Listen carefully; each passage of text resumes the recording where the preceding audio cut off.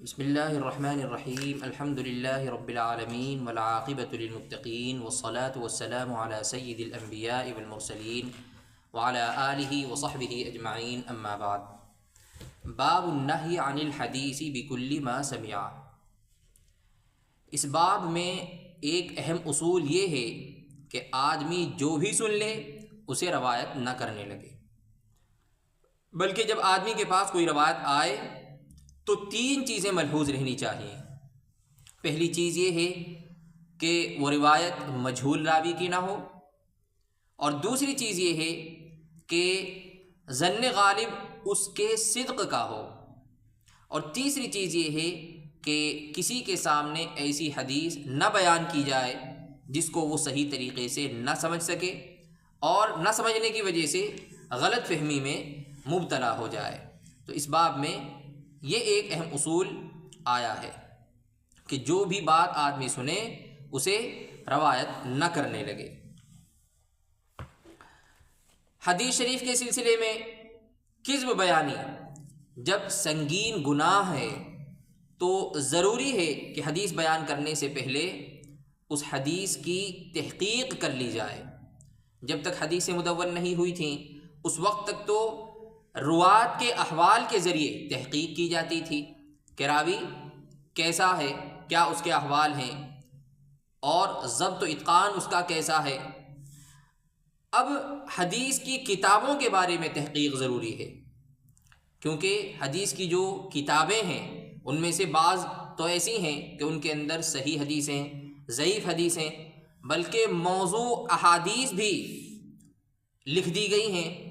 اس لیے ایسی کتابوں سے سند کی تحقیق کے بغیر حدیث بیان کرنا جائز نہیں ہے۔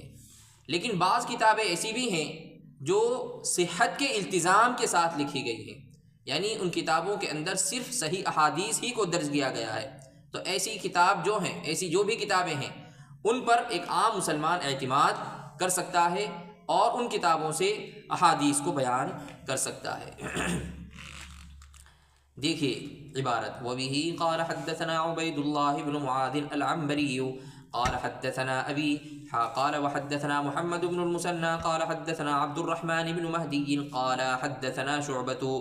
سند میں جو حضرت شعبہ آئے ہیں ان کے دو شاگرد ہیں، ایک تو پہلی سند میں ہیں معاذ عنبری اور دوسرے یہ ہیں عبد الرحمن بن مہدی۔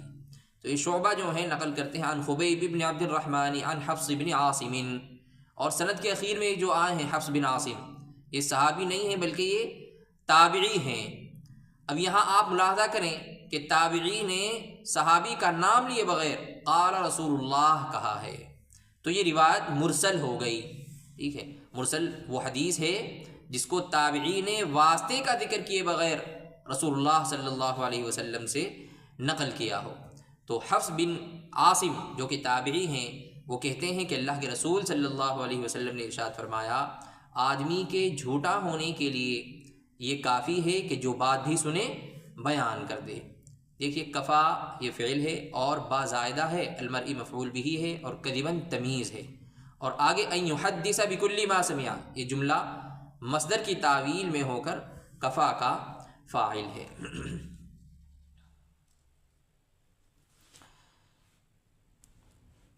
ابھی میں نے حضرت شعبہ کے دو شاگردوں کا تذکرہ کیا، معاذ عنبری اور دوسرے شاگرد کون تھے؟ عبد الرحمن بن مہدی۔ آگے جو روایت آ رہی ہے تو اس کے الفاظ بھی یہی ہیں جو اس روایت کے ہیں، کفا بالمرء کذبا ان یحدث بکل ما سمع۔ فرق صرف یہ ہے کہ یہ روایت تو مرسل تھی جو ابھی ہم نے پڑھی، اور آگے جو آ رہی ہے یہ مسند ہے، یعنی اس میں صحابی کا بھی ذکر ہے، حضرت ابو ہریرہ رضی اللہ تعالیٰ عنہ سے منقول ہے۔ پہلے دیکھیے عبارت وَبِهِ قَالَ حَدَّثَنَا أَبُو بَكْرِ بْنُ أَبِي شَيْبَةَ قَالَ حَدَّثَنَا عَلِيُّ بْنُ حَفْصٍ قَالَ حَدَّثَنَا شُعْبَةُ۔ دیکھیے اس روایت میں تیسرے شاگرد آئے ہیں ان کے شعبہ کے، یعنی علی بن حفص، اور یہ علی بن حفص جو شاگرد ہیں یہ ثقہ ہیں، اور آپ نے پہلے یہ ضابطہ پڑھ لیا ہے کہ ثقہ کی زیادتی کیا ہوتی ہے؟ معتبر ہوتی ہے۔ تو حضرت شعبہ کی جو شاگرد ہیں علی بن حفص، یہ اس روایت کو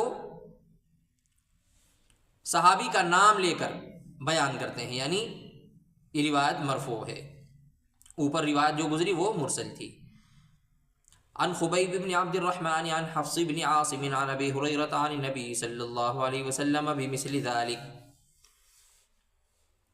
تو حضرت امام شعبہ کے جتنے بھی شاگرد ہیں وہ اس روایت کو مرسل بیان کرتے ہیں۔ یہاں جو شاگرد آئے ہیں اس سند میں علی بن حفص، صرف وہ اس روایت کو مرفوع نقل کرتے ہیں، یعنی حضرت ابو ہریرہ رضی اللہ تعالیٰ عنہ کا ذکر کرتے ہیں۔ تو حضرت امام مسلم رحمۃ اللہ علیہ کا مقصد یہاں پر یہ ہے کہ یہ روایت دونوں طریقے سے درست ہے۔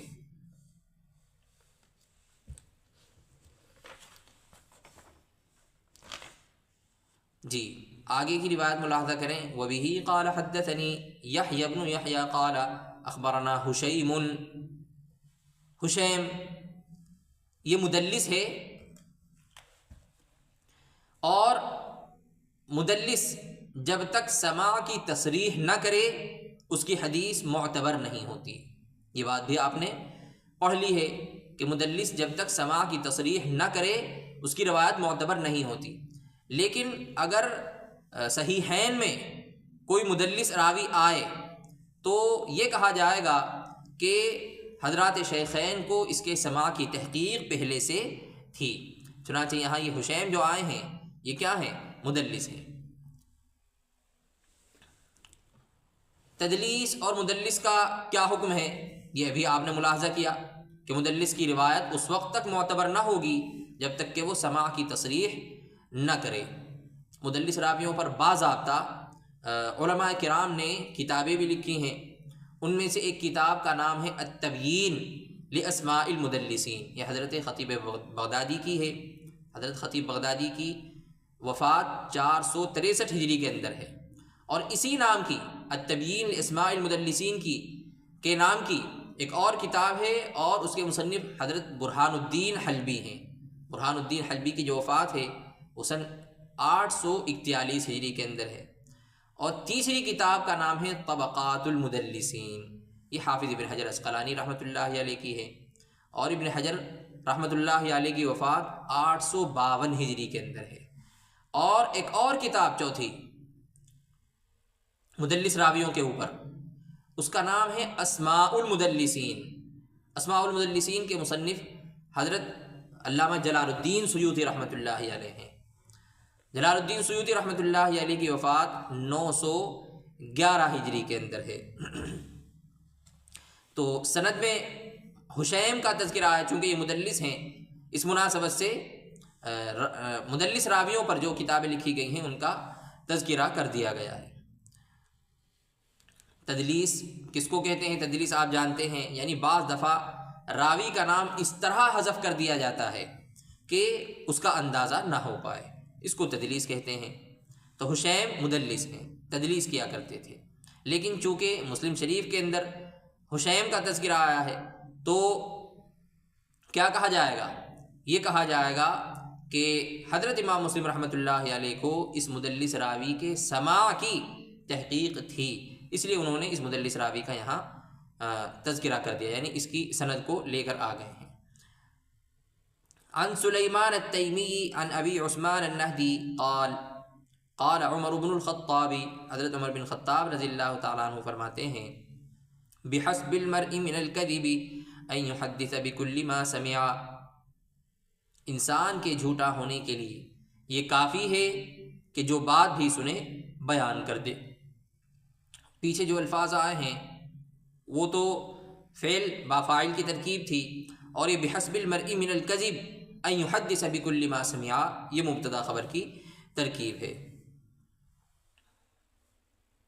بحسب المرء من الكذب یہ مبتدا ہے، اور ان يحدث بكل ما سمع یہ جملہ مفرد کی تعویل میں ہو کر خبر ہے۔ وبه قال حدثني ابو الطاهر احمد بن عمرو بن عبد الله بن عمرو بن سرح قال اخبرنا ابن وهب قال قال لي مالك، حضرت عبداللہ بن وہب کہتے ہیں کہ مجھ سے حضرت امام مالک رحمۃ اللہ علیہ نے فرمایا اعلم انه ليس يسلم رجل حدث بكل ما سمع، جان لیجئے کہ سلامت نہیں رہتا ہے وہ آدمی جو ہر سنی ہوئی بات کو بیان کر دے. ولا یکون اماما ابدا، اور آدمی کبھی پیشوا نہیں بن سکتا وہ یحدث بکل ما سمع، درا حالانکہ وہ ہر سنی ہوئی حدیث کو بیان کر دیتا ہو. تو ان حدیثوں کا بیان چل رہا ہے جن کے اندر بیان حدیث سے پہلے تحقیق کے ضروری ہونے کا مضمون ہے. ٹھیک ہے، یہ چند روایات آ گئی ہیں. تو یہ سب روایات کیا بتاتی ہیں؟ یہی بتاتی ہیں کہ آدمی جو بھی سنے اس کو بیان نہ کرنے لگے. وبه قال حدثنا محمد بن المثنى قال حدثنا عبد الرحمن قال حدثنا سفيان عن أبي إسحاق عن أبي الأحوص عن عبد الله قال بحسب المرء من الكذب أن يحدث بكل ما سمع. حضرت عبداللہ بن مسعود رضی اللہ تعالیٰ عنہ فرماتے ہیں کہ آدمی کے جھوٹا ہونے کے لیے یہی کافی ہے کہ ہر سنی ہوئی بات بیان کر دے، کیونکہ ایسی بات کے جھوٹ ہونے کا اور غلط ہونے کا احتمال ہوتا ہے کہ جو بھی بات سنی تو اس میں احتمال ہے کہ وہ بات مبنی پر حقیقت نہ ہو، جھوٹی ہو، غلط ہو.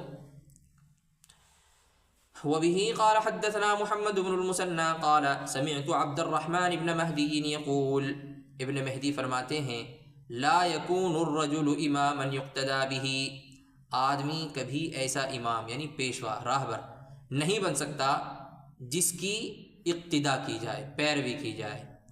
حتی یمسک عن بعض ما سمع، یہاں تک کہ وہ بعض سنی ہوئی حدیثوں کو بیان کرنے سے یمسک رک جائے. تو یہ جو روایات ہم نے پڑھی ان کا سب کا حاصل یہی ہے کہ ہر سنی ہوئی بات صحیح نہیں ہوتی ہے، اور اس کے عموم میں حدیثیں بھی داخل ہیں. تو جب تک حدیثیں مدون نہیں ہوئی تھیں اس وقت تک رجال سے سنی ہوئی ہر حدیث کا صحیح ہونا ضروری نہیں تھا. اس لیے مشورہ دیا جاتا تھا کہ جو بات آپ کے سامنے آئی ہے اس کے اندر غور و فکر کر لیا جائے اور اس کی تحقیق کر لی جائے کہ وہ صحیح ہے یا نہیں ہے. اور حدیث کے مدون ہو جانے کے بعد حدیث کی کتابوں کے بارے میں اب یہی مشورہ ہے، کیونکہ کتابوں کے اندر لکھی ہوئی ہر حدیث کا صحیح ہونا ضروری نہیں ہے. لہٰذا بعض لوگ کسی بھی کتاب میں دیکھ کر جو اناپ شناپ حدیثیں بیان کرنا شروع کر دیتے ہیں، ایسے لوگ کذب بیانی سے سلامت نہیں رہ سکتے، بچ نہیں سکتے، اور ایسے لوگ نہ کبھی پیشوا اور مقتدا بن سکتے ہیں، بلکہ بے احتیاطی سے حدیثیں بیان کرنا اور بغیر تحقیق کے حدیث بیان کرنا ایسے لوگوں کی رسوائی کا سبب ہوتا ہے.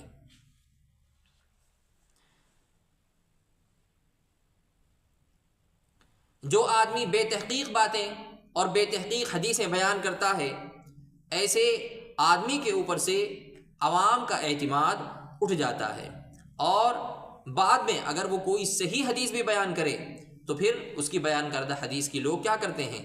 تکذیب کرتے ہیں. چنانچہ آگے کی جو روایت آ رہی ہے اس میں حضرت ایاس بن معاویہ بن قرہ، یہ دور رس نگاہ رکھنے والے ذہین ترین آدمی ہیں اور تابعی ہیں، اپنے ایک شاگرد کو اسی بات کی تنبیہ کر رہے ہیں. دیکھیے، اور یہ جن کا تذکرہ آ رہا ہے حضرت ایاس بن معاویہ کا، ان کی وفات سن 122 ہجری کے اندر ہے. ملاحظہ فرمائیں. وبه قال حدثنا يحيى بن يحيى قال اخبرنا عمر بن علي بن مقدم عن سفيان بن حسين قال سألني اياس بن معاوية، یہ ہیں وہ ایاس بن معاویہ جن کی وفات سن 122 ہجری کے اندر ہے.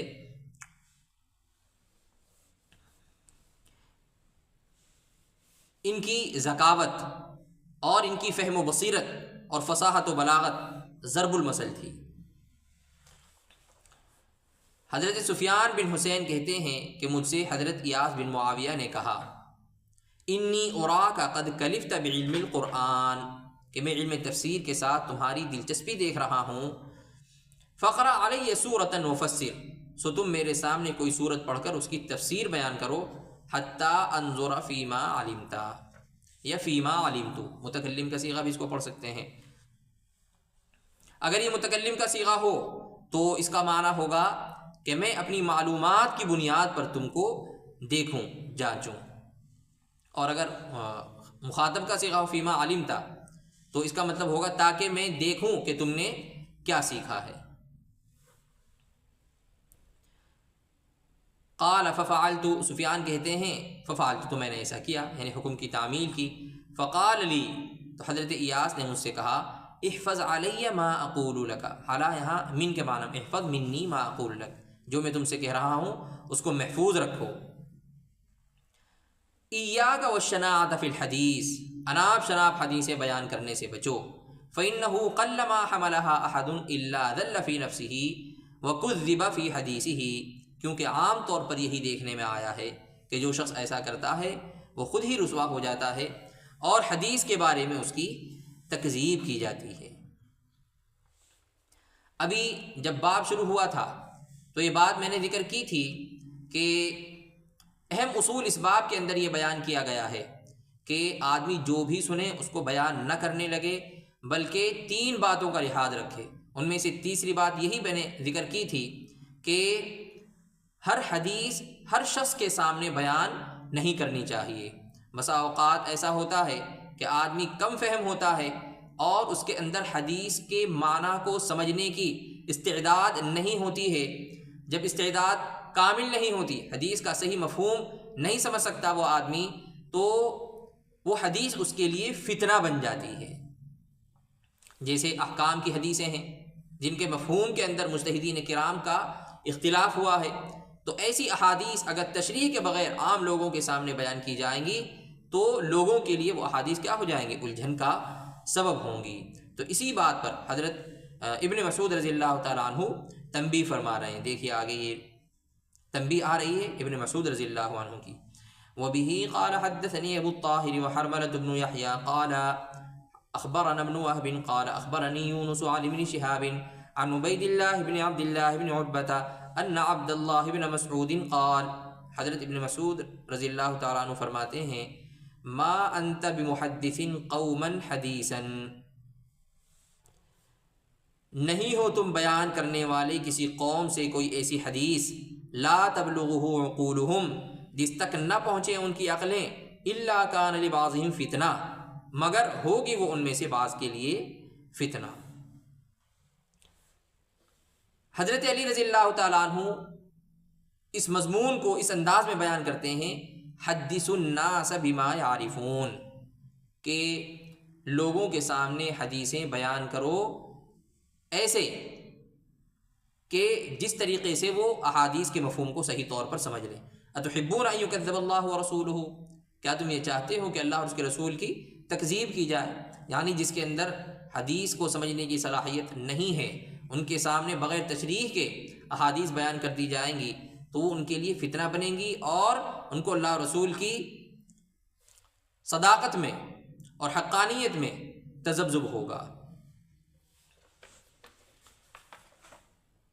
جی آگے نیا باب شروع ہو رہا ہے، النہی عن الروایت عن الضعفاء والاحتیاط فی تحملها۔